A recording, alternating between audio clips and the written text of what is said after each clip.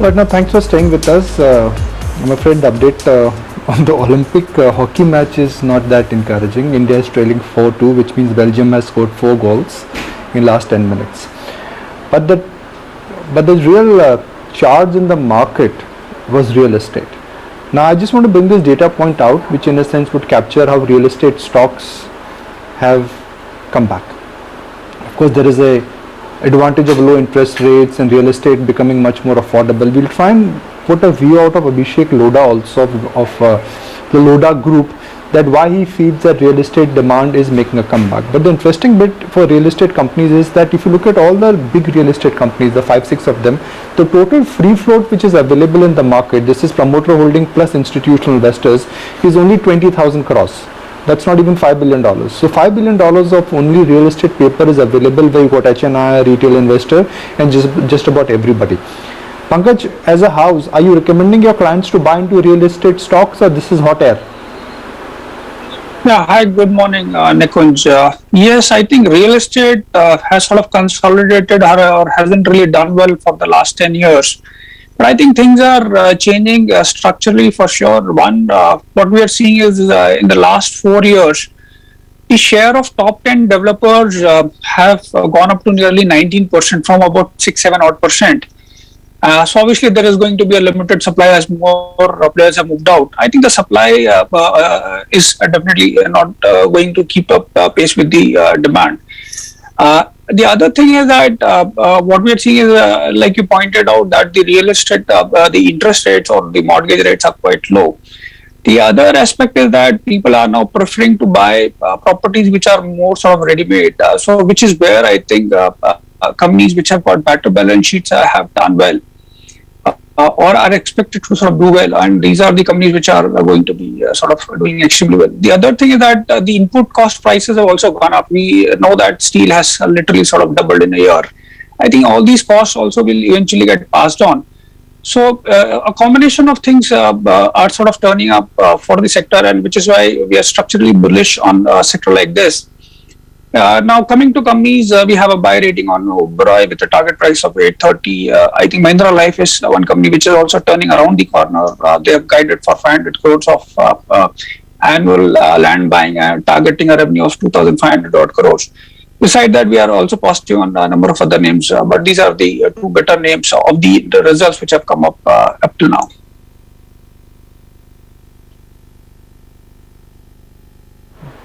How about buying HFC stock? Because I'm surprised that while markets is at an all-time high, HDFC Limited or Canfin Home, or even for that matter, any of the other PSU HFCs like LIC Housing, they're nowhere close to their all-time high. So Nikunj, again, in the HFCs, if you look at, we haven't seen any material spike in case of HDFC Limited numbers, while the AUM growth is muted. But we haven't seen much of a spike in restructured or the gross NPA. But if you look at, say, something like LIC Housing Finance, I think the developer book has seen quite a sharp jump in gross NPAs, or the overall restructuring requirement there is quite high. So we really do not have much of an option there. But having said that, I think tier 1 names like HDFC Limited is a buy according to us. We really do not have too much of a coverage. I think banks are sort of doing a quite a good job in, if you look at whether it is Axis Bank or other banks or SBI. I think home loan portfolio, they've been sort of growing at a pretty fast clip. So from that perspective, I think a lot of it is captured, or this opportunity is chased by the tier 1 banks itself.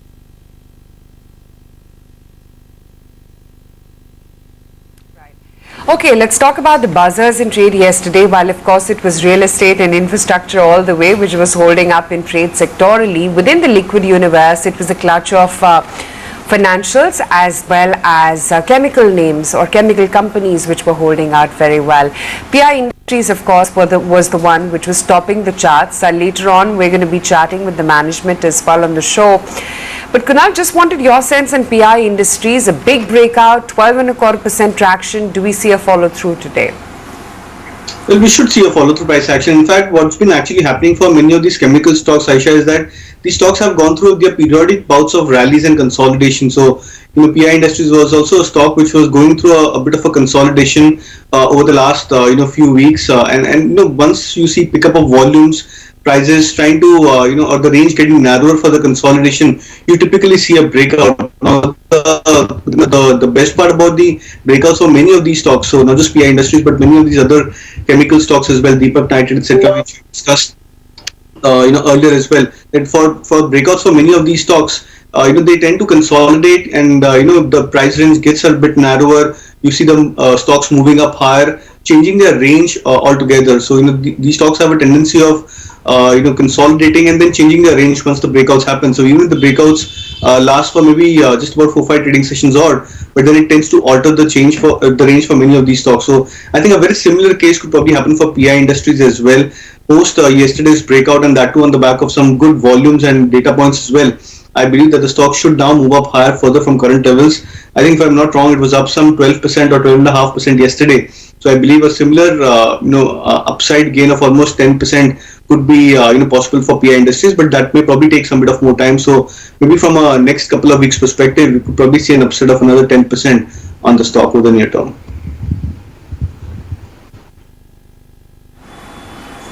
Some of the other stocks which are going to be in focus are also going to be Britannia. Sales momentum has been pretty healthy. They came out with their quarterly numbers. Let's bring up that stock price though and show you how it panned out in trade yesterday.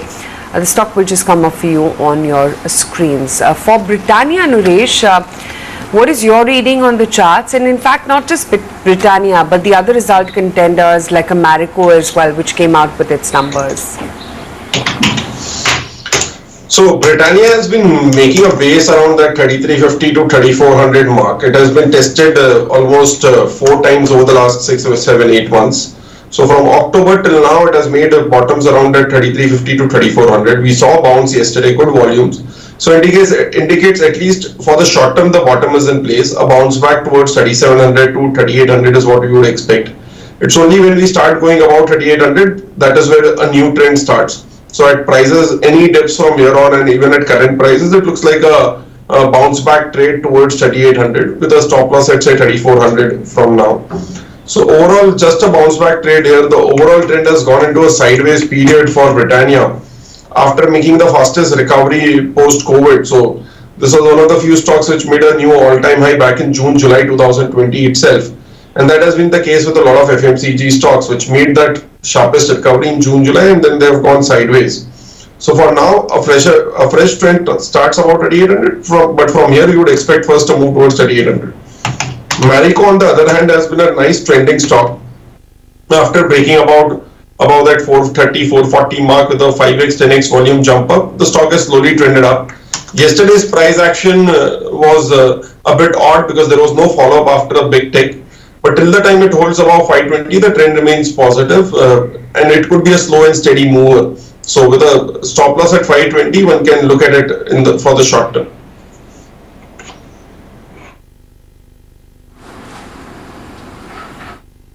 All right, well, here are the other stocks that we'll be watching out for. First up, Punjab National Bank, which reported its first quarter numbers and its profits saw quite a jump on a low base, of course. RBL Bank, meantime, continued to post a loss of 459 crore rupees. Tata Motors, too, it's hiked its PV prices by a small quantum of 0.8%. VA Tech Wabag, a big order win for that one of more than 1,200 crores. It's from Russia. And finally, Minda Industries as well will be a stock in news as it launches its 700 crore rupee QIP. But let's first talk about Punjab National Bank, which saw quite a multifold jump in its profit after tax. But of course, like we've been saying time and again, the base quarter was one that was inundated by very strict and stringent lockdowns. NII at 7,226 crores versus 6,782 crores. The profit after tax is at a little over 1,000 crore rupees. The gross NPAs, yes, the asset quality has deteriorated a little bit, but the overall provision figure has managed to remain capped. It's in fact fallen a little bit. So that as well is something that has aided the bottom line. So gross NPA at 14.33 versus 14.12 sequentially, and net NPA at 5.84 versus 5.73% in the previous quarter. But yes, we were talking about Britannia some time ago and its Q1 numbers. What are brokerage recommendations on Britannia after its first quarter? We have Shrishti joining us with a wrap of that.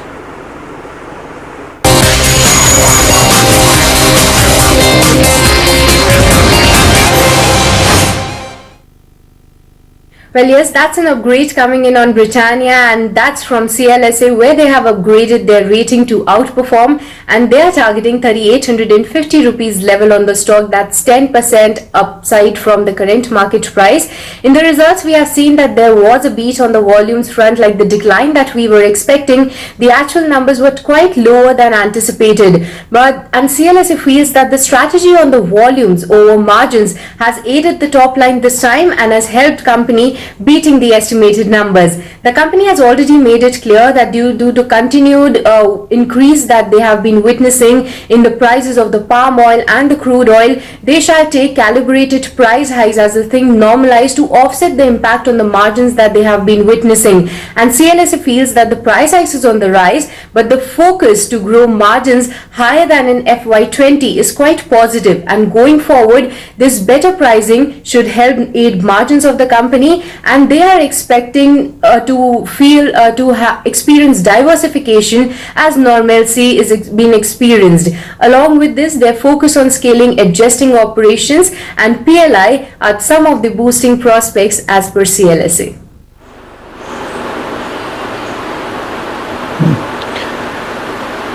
Right, Kunal, let's spend some time to understand that the move what we've seen in real estate, is this a trend or this is just a short-term rally? Nikunj, interesting because many of these real estate stocks, they've managed to outperform significantly over the last I think couple of months. I think the last 2 months have been extremely fruitful for the real estate index as such, and I think it's coming at a time when the market needs a lot of these sectors to try and break out. So if you look at the last 2 months specifically, many of these real estate stocks have given 10 years breakout, 12 years breakout, and the case may be. And it's not now limited to the two key names in the real estate pack, the Godrej Properties and the Oberoi Realties, which have led the charge from the front. But you now have the tier 2 names from the sectors like Kolte Patil, Sobha Developers, Parsnath, so many stocks. Prestige Estates did pretty well yesterday. So many of these tier 2 names are doing pretty well. I strongly believe that this is a very strong structural move which has happened for the real estate index. So not just on the index front, that the index has managed to break out of these multi-year highs as well, but more importantly the set of stocks which are moving up higher. And typically when you see many of these stocks breaking out of their 8-year, 10-year consolidations and then starting an uptrend, we typically see a rise in volumes. But if that happens on a consecutive basis, where you see a chunk of volumes moving up pretty well, which means that this is not just a minor breakout, this is not just a technical breakout, which could lead to a short-term rally, but this could be a new trend in the making. So I strongly believe that many of these real estate stocks are looking very attractive. In fact, many of these stocks specifically on the mid-cap end of the real estate pack, the non-FNO segment, for example, many of these stocks are still far below from their long-term highs as well. So I think in that sense there could be a substantial upside seen into these pockets as well. So very bullish on the real estate pack, not just from a short-term momentum perspective, but I think more from a long-term play as well.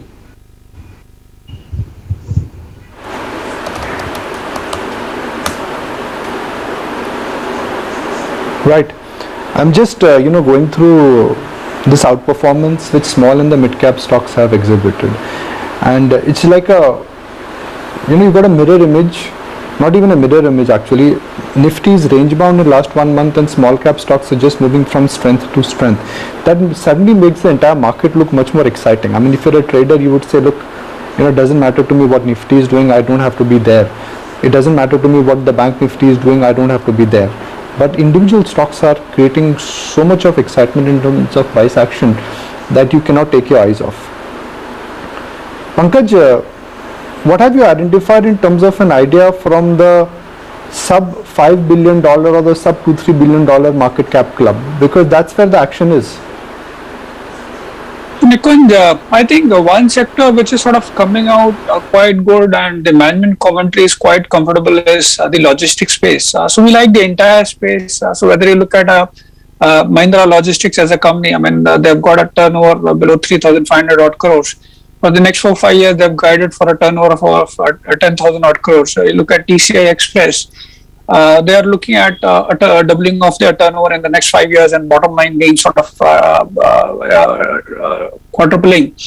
Similarly, you look at other names like, say, for example, Concor, where we are expecting that both the EXIM as well as the domestic volumes will continue to grow in double digits. Also, they have solved the long-term volatility regarding the licensing for the land. So that way, I think we are seeing a lot more structural things sort of happening. We like the Gateway District Park also in that particular space. So I think there is one particular space where we are seeing companies are comfortable delivering double-digit top line and bottom line growth for the next 4-5 years. And I think I would want to believe that if PLI has to sort of succeed, you need a good amount of logistics as a backbone. And I think all these companies are sort of making all the kind of right noises, and which is why I believe that this is one space where you really do not have much of a market cap, except for Concor, which might be at about 30,000 or probably closer to 40,000 odd crores. All these companies are below 10,000 crore kind of a market cap. So, balance sheet wise, you will not see much of an issue. Return ratios are pretty good. So, I think this is one particular space which is going to sort of take its fair share of the limelight going forward. And I think with the kind of PLI what the government is pushing through, I think this one particular space structurally looks to benefit.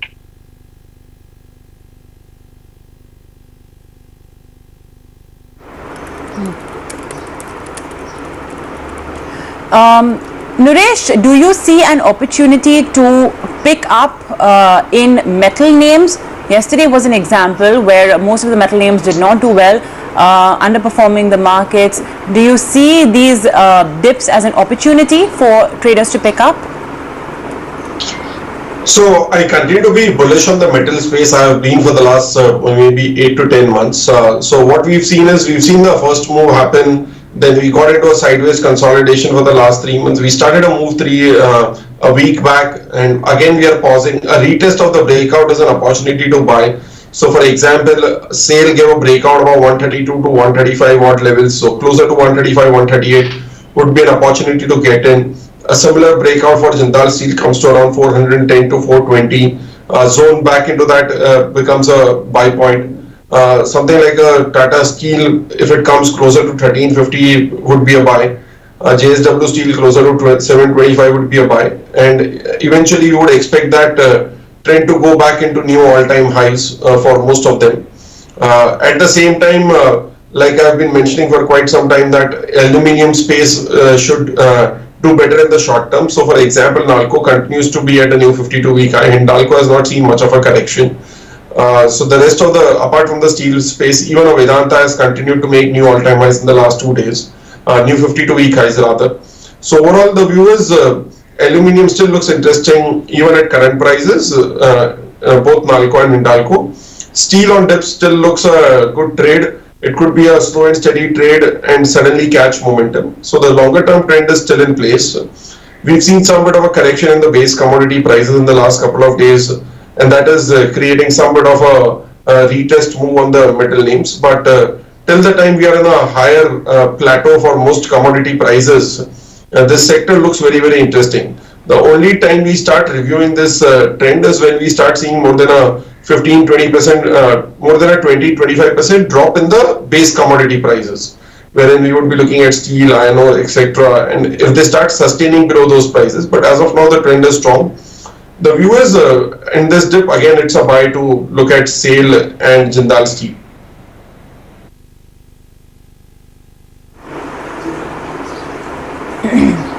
All right. Pankaj, what's your house view on the entire metals pack? Or rather, I should now probably split it between ferrous and non-ferrous, because it's the non-ferrous portion that's not really done as well as ferrous. Tried to play catch up briefly last week, but it's right now there are two schools of thought. One is that the cycle has peaked. The other is that no, there's still room because a bunch of demand is yet to come and so on and so forth. And then you have the Chinese policies as well that's skewing the cycle a little bit. So what's your school of thought as a house? I think with China sort of vacating or probably in future might vacate further the export space, and I think coupled with that the domestic opportunity looks quite interesting for steel players. So I think between ferrous and non-ferrous, obviously ferrous as a space looks a lot more attractive. It has seen one of the biggest deleveraging exercise or deleveraging what we have seen in terms of balance sheet. So we like most of the names, but I think what is sort of coming out or what we sort of particularly like more is something like Tata Metaliks, which is a sort of a play on the upcoming opportunity what the government is looking to sort of provide tap water to rural households. So I think they are sort of looking to double their ductile or iron pipe capacity, and we haven't seen the kind of realization aligned to markets, which will I think subsequently come in the next few quarters. So that sort of stands out. In general, I think we've seen a good amount of move in most of the ferrous names, but I think this one particular stock looks a lot more structural to us, debt free, and so that way this stock. But in general, I think I would want to believe that if China curbs continue while and also in future also if these kind of measures are taken the way the Chinese government has been taking measures. Initially they curbed I think the long products, now flat products as well. So from that perspective, I think while there has been a good amount of rally, but I would want to believe that probably a decent more kind of upside still remains, because even with the capacity expansion plans announced by most of the players, you will still see a decent amount of deleveraging happening even for a company like SAIL. So in general, I think outlook is good. I think on the non-ferrous side, Hindalco looks good because it does not, so it's largely a converter, so it does not really matter what the LME prices are. So that way, I think the company has been maintaining its spread. So I think on non-ferrous side, Hindalco looks good, and I think on the metal side, most of the companies are looking good. I think proportion could be different.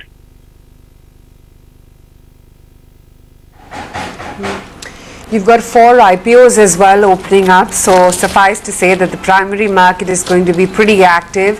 While there is Vinlas Biotech, which is a services, wherein the services include product discovery, product development, manufacturers generic products, includes complex generics as well. There's also Exaro Tiles, but they're engaged in manufacturing and marketing of vitrified tiles with exports to over 10 countries. There's also Krishna Diagnostics. It provides differentiated tech-enabled diagnostic services. But the bigger one of them all is, of course, Devyani International. It's the largest franchisee of Yum brands in India. It operates QSR brands such as Pizza Hut, KFC, as well as Taco Bell as well. Pankaj, any of these IPOs which are a subscribe as a house? I'm sorry, I'll not be able to comment because I really do not have a background in terms of whether we are lead managers in some of them. So I would not want to sort of hazard a sort of view here. Sure, makes sense. Although I want to pick up on the point of Devyani International, and Pankaj, given the kind of commentary that we've seen and the earnings from QSR space, especially Jubilant Foodworks, what is it that you're making of the prospects of QSR? Because while restaurants are closed, delivery and takeaways are not, and that's really garnering a fair amount of business for the entire QSR space. I mean, if Jubilant's numbers are anything to go by, it seems that they're in a very good space. Absolutely. I think whatever QSR companies we have tracked, I think the important is that you need to have a decent or a right combination of the store size, because if your store size is larger, then your lease payouts are quite high. And whereas if it is sort of smaller, which is what Jubilant has done. So I think that's a sort of a good combination, and which is why their gross margins are one of the best in the industry. And which is why even something like Westlife also sort of struggles because of the higher store size. So I think Jubilant has got one of the best operating metrics, and I think that is one of the best plays in terms of QSR as of now. Not that we track the stock, but from the overall numbers what we have seen, I think that looks quite best from a operational metric perspective.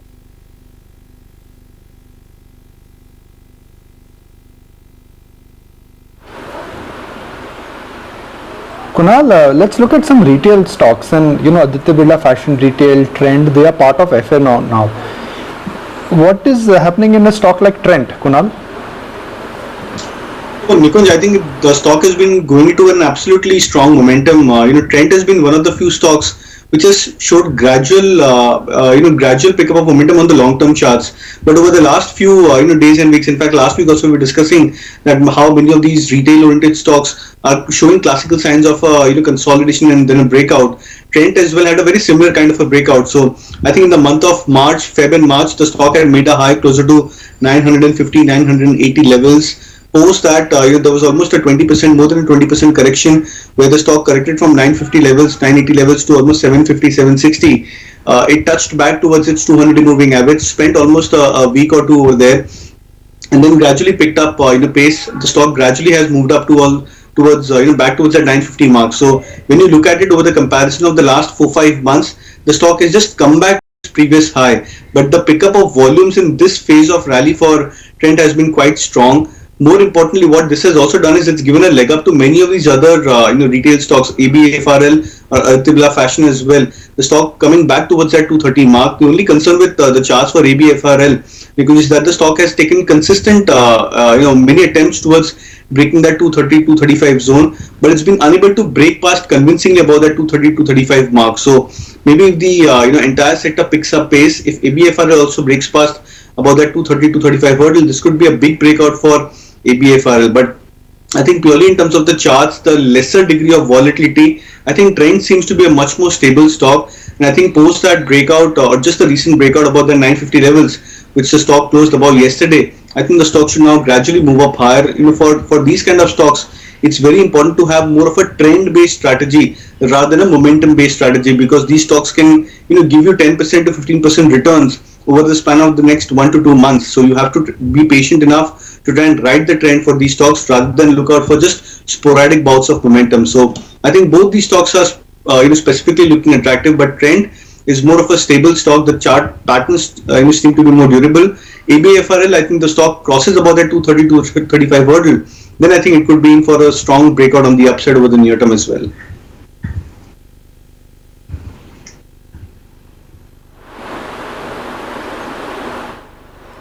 Viresh, you want to comment on retail stocks? So this is a sector which continues to surprise in terms of the recovery. So for example, Trend, which was supposed to be very badly hit with the COVID crisis, actually went on making a new all-time high back in December to March itself. In the near term, in the short term, it has made a clean breakout move above the 950 mark. So what we do in such cases is just continue to ride with the momentum. Out of all the stocks, the cleanest one looks to be Trend India, which is where the pattern is much more clear, as Kunal mentioned. So overall, the problem out here is whether you want to be in retail or there are other opportunities in the market. So maybe a 10% move from here on, but I doubt we have a 30-40% move happening in some of these names.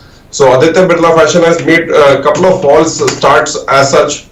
Did not take a big correction, but there have been 2 attempts to break above the 220 mark. One was in start of July, one just couple of days back, and both the times we failed. So eventually this should resolve into a much higher move. But as of now, Trend looks a more clearer chart comparatively.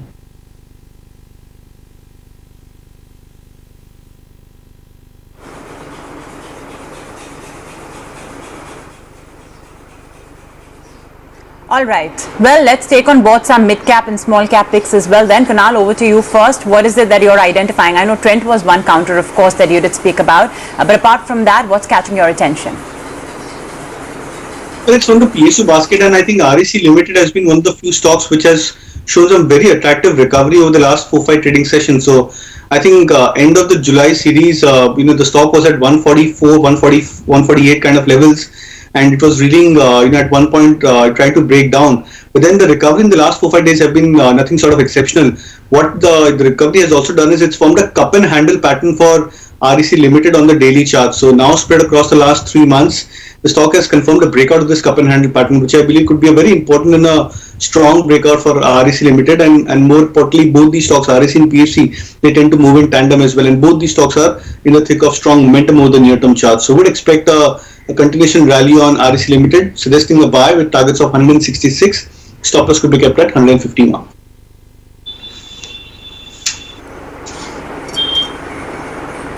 Okay, REC Limited on Kunal's radar after a while. Naresh, on to you then. What is it that you're picking out? So it's almost the same stock. It is PFC with a stop loss at 128 and a target price of 150. Continuing with the recommendation, as I mentioned yesterday on PFC, the stock has given a clean cup and handle breakout above the 130 mark on a sloping basis. But if we look at a little longer term chart, this is where it gets more interesting. So since 2019, it has made a top at 140 odd levels. Pre-COVID, it made a top around 135, 140 levels. Very recently in the recovery in February, March, it made a top around 140 levels. So bigger move starts in PFC above the 140 mark. So in the short term, we are looking towards a target price of 150 and maybe even higher. But actually what is more interesting is this stock could be making a longer term trend change. So the stock is available at the same price as it was back in 2007. Back in 2010, back in 2014. So overall looks like a longer term trend change in the making. So that is what is more exciting about the stock. In the near term, a short term breakout with a trade of 150, but longer term, this could be making a much longer term change.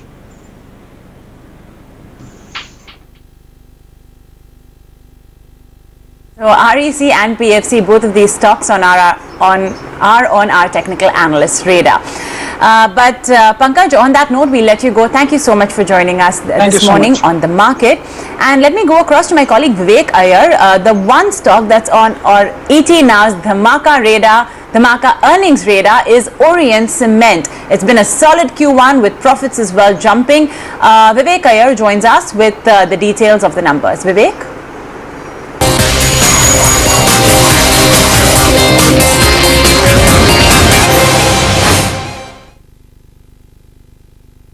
Well, the company in focus, the stock in focus, is a mid-cap cement company that we don't talk about too much.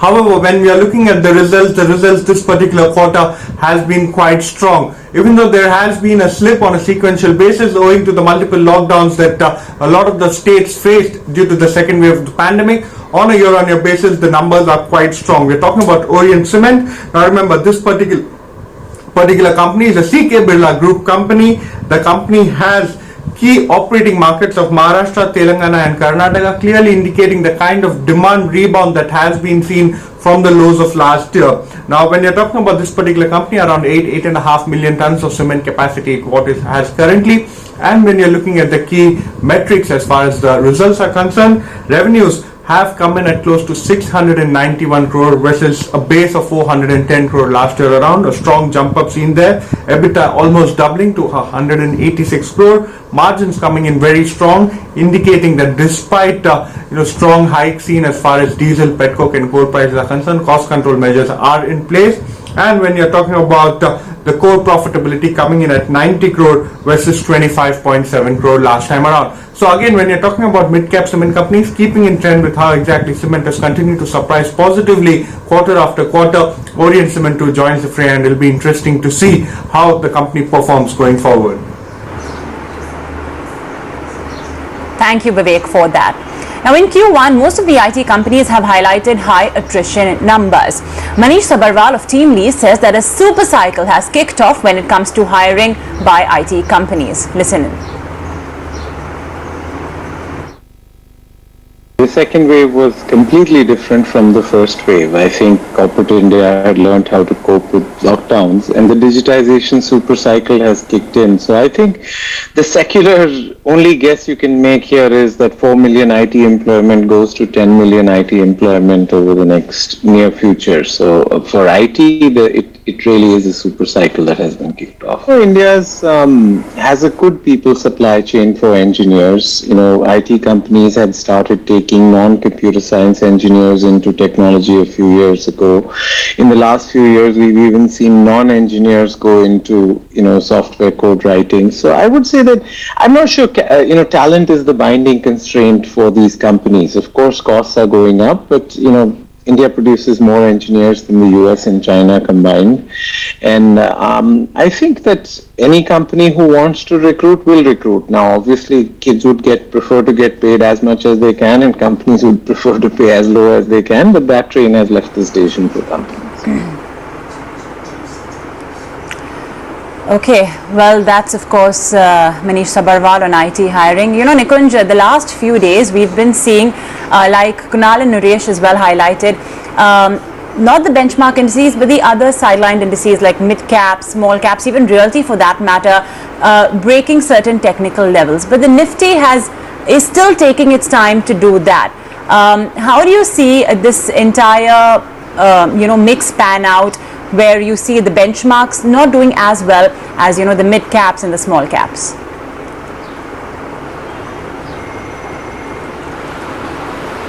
Rubina, we must recognize that the two components of the index, or two heavyweights of the index, which account for almost 30-35% weightage, about 30% weightage, HDFC Bank and Reliance, they are languishing.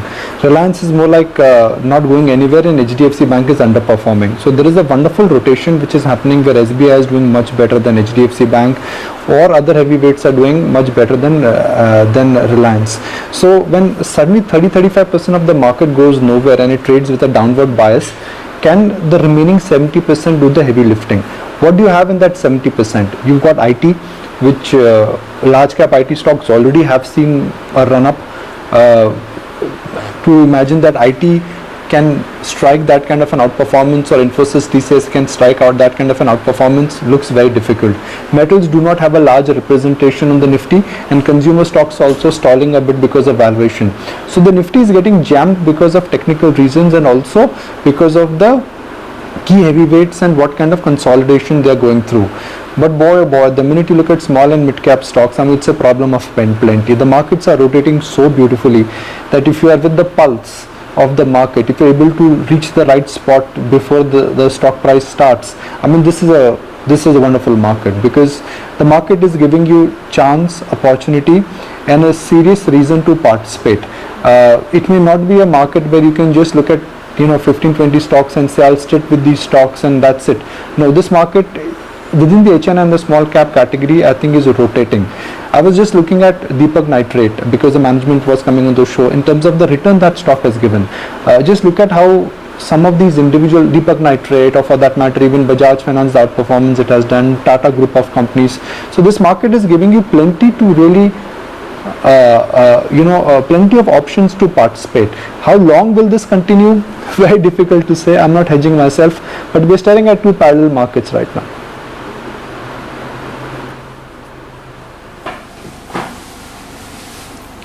Okay, getting set then for the market open. Let's see whether the real estate pack continues to hold out and hog the limelight in today's trading session as well or not, and what happens to some of the infrastructure plays.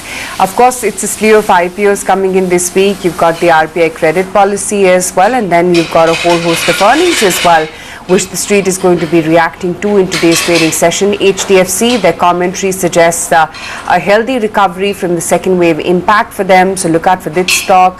Britannia as well, the sales momentum has been healthy for them in the first quarter. Chola Finance, positive comments on disbursements in July, and Varun Beverages as well, which has seen a sharp volume growth on strong recovery and on account of a lower base. The first rates then this Tuesday morning, and Nikunj, I'm going to toss it over to you. The first rates are, it's a 0.25% uptick for Nifty, 0.25% for the Bank Nifty, and so Bank Nifty is not going anywhere, but 0.25% for the Sensex. Now, you did see action in some of the HFCs and PSU banks, so let's see if we can identify some of those stocks right now. PSUs, banks in general, yesterday they made a comeback. Autos selectively they were looking okay, and then if you look at what is happening to the Nifty right now, it's 40-point uptick. So we are nearing towards 16,000 and not towards 15,500. That ultimately is the bottom line. You may have not outperformed on the Nifty, but you have not also fallen. Maruti, Tata Motors, iShare, Hero MotoCorp, all of them are reacting to numbers. Some numbers came on Monday, some numbers came on Saturday. So I think now you're pretty much getting a view in terms of which way autos are moving. Alright, let me now bring on board Adrian Lim now. His firm needs no introduction. They are one of the biggest foreign investors in India. Adrian and me have interacted for nearly 2 decades now, and I must say that there is consistency, his ability to stick to long-term trends irrespective of market volatility is quite extraordinary. Adrian, great to have you back on ET Now. Thank you for joining us. Adrian, Indian markets have done well for themselves this year, and if I look at the emerging market basket, we are the second best performing market this year after UAE. What does that mean for you and your fund? Do you think Indian markets are looking stretched, or this is a beginning of a long-term trend? I think it's difficult to extrapolate what you see in the markets with the long-term trend within India, though. I think there is a lot of volatility in the market, and I think we do get stretches of time over the last 6-7 quarters where markets have bounced a lot faster than we expected to, and has gotten a lot longer for what we expected to. And I think given the volatility you've seen in the region, not just in India, I would be cautious about extrapolating India's performance from here on. I think that